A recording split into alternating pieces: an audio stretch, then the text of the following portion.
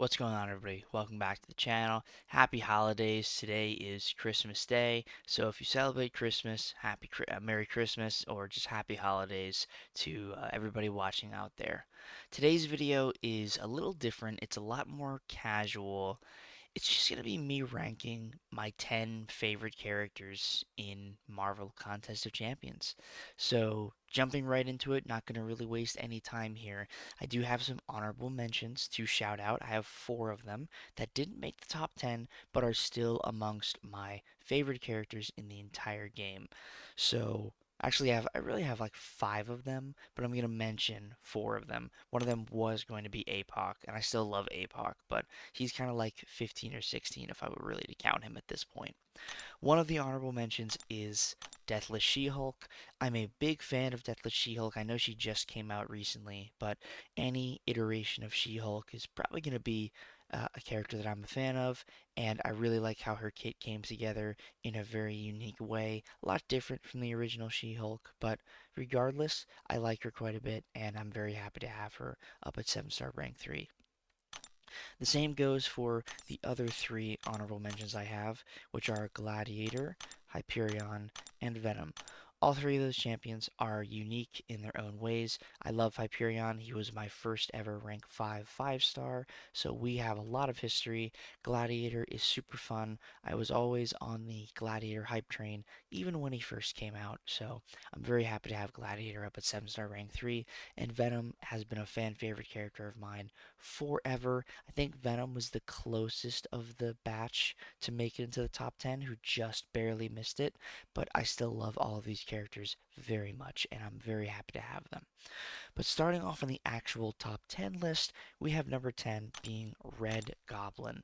So, you all, if you are fans of the channel, are very aware of how much I like Red Goblin. I don't use him nearly as much as I used him in the past, but whenever I get a chance to use him with the Odin pre-fight buffs on a synergy team or in incursions, I have an absolute blast. So, Red Goblin is easily one of my favorite champions in the entire game. I know he's not the most useful, but with the Odin buffs and a proper synergy team, Red Goblin can dish out some very fun damage, and I think he's just kind of sick looking. Carnage and Green Goblin combined. Yeah, I like him quite a bit. So, Red Goblin comes in at number 10 for me. Not really a surprise to anybody that he's on this list. Now, number 9 might be a bit of a shock as to where this champion is placed, but I have number 9 being Werewolf by Night. So, when Werewolf first came out, we had just had the 2023 MCOC Vancouver meetup, the summit, and the Brawl was that time as well. But the summit was where I actually got a copy of 6-star Werewolf. So I took him straight to rank 5 as a 6-star, and I used him in like every piece of content I possibly could. I fell in love with the character, and I am a huge fan of Werewolf. I think his playstyle is super unique. The way he deals damage is unlike any character in the entire game, really. He deals damage over time debuffs that can be dealt through block, so you don't even have to hit the opponent. So just that playstyle alone, I think, is really sick, and it makes him one of the most unique Mystic attackers in the game. So Werewolf comes in at number 9 for me. So number 8, we have Professor X. I just recently got 7-star. Sorry, I'm hitting the mic.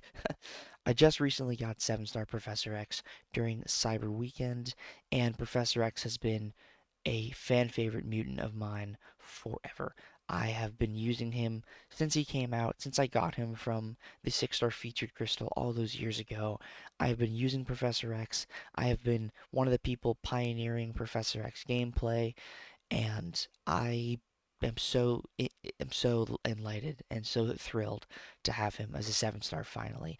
He's in the basic pool now, so I'm really hoping I can get that dupe sooner rather than later. But even unawakened, Professor X is such a monster. If you learn the playstyle and you are capable of managing the prowess and ramping up the prowess to a decent amount of special damage to where you're consistently dealing, hundreds of thousands of damage in your special 2 and even your special 1, Professor X is incredible. He also has a lot of easy access to utility, non-contact hits on his basic attacks, energy damage on his attacks, and he can also bypass miss and evade. So yeah, Professor X overall is just such a fun character and easily worth the top 10 in my favorite champions list. If you're wondering why I'm talking this way, I kind of lost my voice a little bit, so I'm trying not to overexert my voice. So yeah, hopefully it's not too ASMR like. Number 7 on my list is Tigra. So Tigra is another character that I was very early to capitalize on that hype train, one of the people pioneering Tigra gameplay, and ever since I got her as a 6-star, took her up to rank 5 ascended, I've used her everywhere I possibly could use her. She has fallen off a little bit because the 6-star stats are kind of making her a little squishy, so I would really like to see a 7-star Tigra down the line. I feel like at this point in the 7-star life cycle, we're ready for a 7-star Tigra. And if we were to get her, I would take her up immediately to, rank 3 or even rank 4 if that's possible. I would jump on that immediately. So, Tigra, she's one of the hardest characters in the game to play, but if you learn to play her well, she can take basically any matchup. She's kind of like Werewolf in that sense, where she has a unique way of dealing damage, and if you fully utilize her playstyle, it's very hard to stop her. So Tiger comes in at number 7 on my list. Now, moving on to number 6, we have Quicksilver. Quicksilver is a character that I was so hyped for. I voted for Quicksilver in the Summoner's Choice vote of 2022, and when his crystals came out initially, I actually got him from the early release Paragon or Cavalier crystals, the early release Cavalier crystals. I actually got Quicksilver, so I've had this guy since literally day one of his in-game release. I've had a powerful version of Quicksilver, and I love the character so much. I know he's kind of hit or miss for people, and his interesting combo meter kind of throws people off, similar to North Star, but I think there's enough Quicksilver fans out there that acknowledge how strong he is. He basically has every relevant piece of science utility you could have in one character. He bypasses miss, he bypasses evade, he bypasses unstoppable, he has power control, he deals physical damage in burst, he has um, trauma, which is more physical damage. He has an increased dexterity window in terminal velocity. He has evade on offense and defense. He is like the amalgamation of nearly every relevant piece of utility in the science class. And he's just great. He's just all around solid, super consistent, really good damage, and you can use him in multiple levels of content, which is my favorite character. My favorite types of characters are characters that can be used in short, medium, and long form content and still feel just as effective in each one of those modes. So, Quicksilver comes in number 6 for my list. Now, we are coming to the top 5. Number 5 is Shocker. Now, Shocker is a beast. I, again, was a huge fan of Shocker when he first came out. And just like Quicksilver, I got Shocker from his Cavalier crystals when he came out. So right from the jump, I had a viable and useful Shocker to use in multiple pieces of content. And then when he came out as a gifted guardian, I knew it was destiny that I had to pull the 7-star Shocker. And I ended up getting him. Now, for a very long time, I had my Shocker unawakened, but this past Cyber Weekend, I picked Shocker from the 2023 Champion Selector to get the dupe. Yes, I picked that over a lot of other really good characters and really good dupes. Sue me. I love Shocker. And I know Shocker is insane without the dupe and can be used in short form to medium form content unawakened, but I like the awakened ability so much that I figured it was worth investing all the way to 6200. Shocker is my only 6200 7-star as of right now. That will probably be changing in the next month or so when Deathless Thanos comes out, because I think I'm probably going to be taking him to 6200.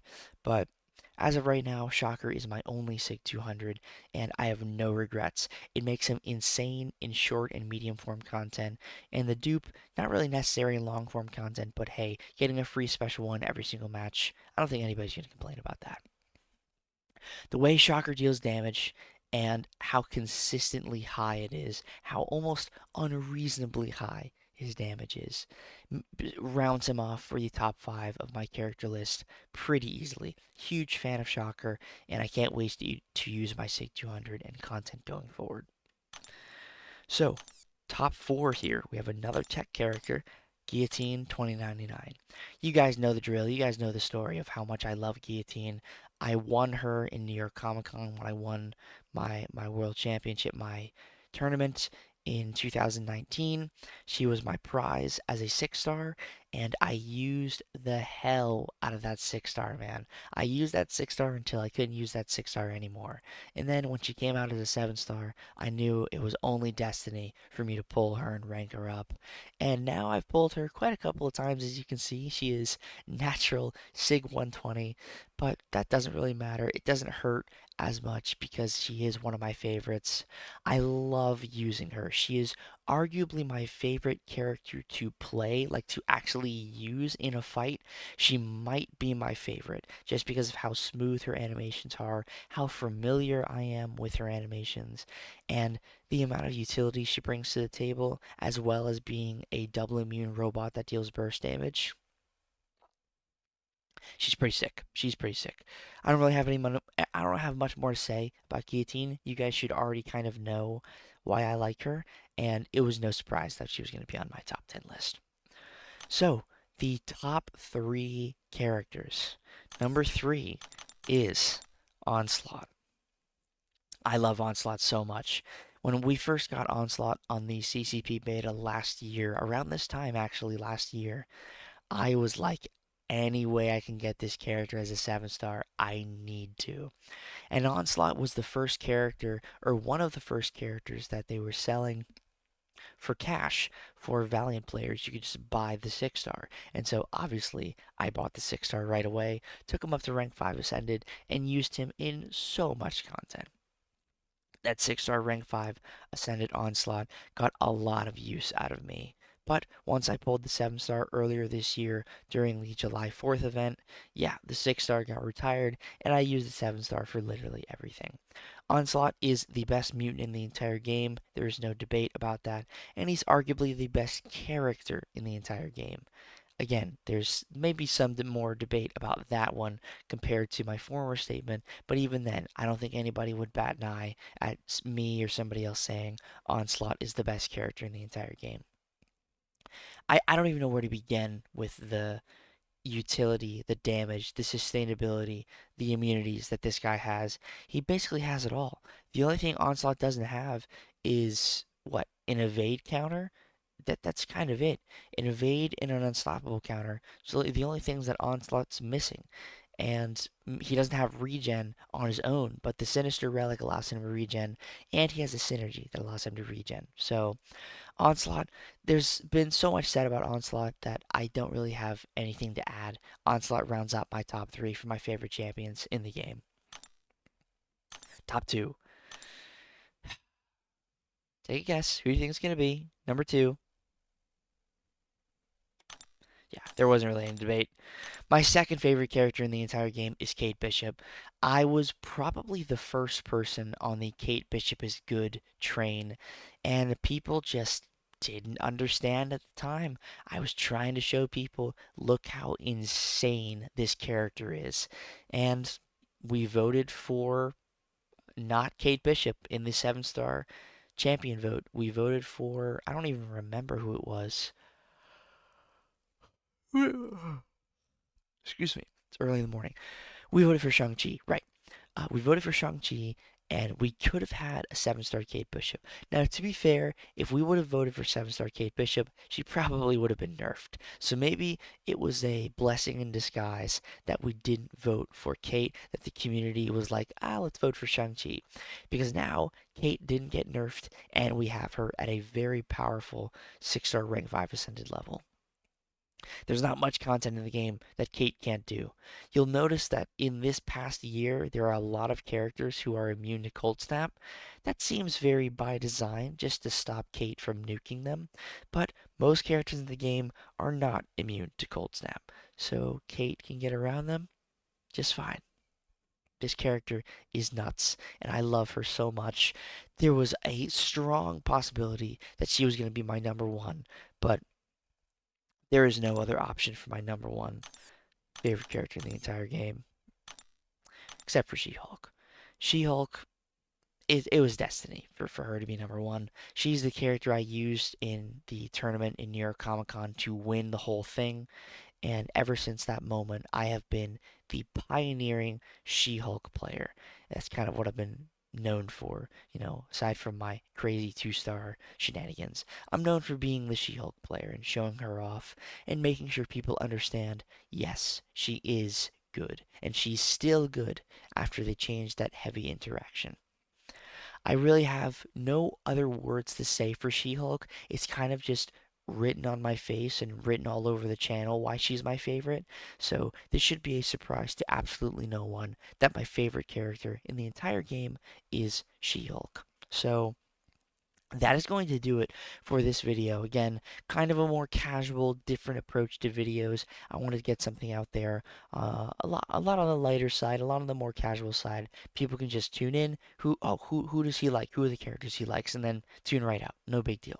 So, thank you all very much for watching this video. If you liked the video, and I hope that you did, please consider hitting that subscribe button and the like button. Both of those things help me out and helps get the channel out there to a wider audience and shows YouTube that I'm making content people are enjoying. So if you could do those two things for me, I would greatly appreciate it. Thank you again all for watching, and I'll see you in the next video. Peace.